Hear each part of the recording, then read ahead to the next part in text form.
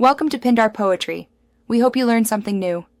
You start by verifying essentials so you don't chase symptoms. Confirm the device iOS version and that your Apple ID is active. Outdated iOS can block verification. Once done, check network. Switch Wi-Fi off and on, test cellular, and disable any VPN or proxy because they often break certificate checks. Restart the device to clear transient errors and sign out, then back into the App Store to force truth. This begins the real fix, not guesswork. Now you go deeper into verification mechanics. Clear the App Store cache by tapping any bottom tab 10 times to force fresh metadata. This often restores proper receipt checks. Next, remove stale provisioning profiles or expired certificates. Developers and enterprise apps rely on these, and an expired one will fail verification.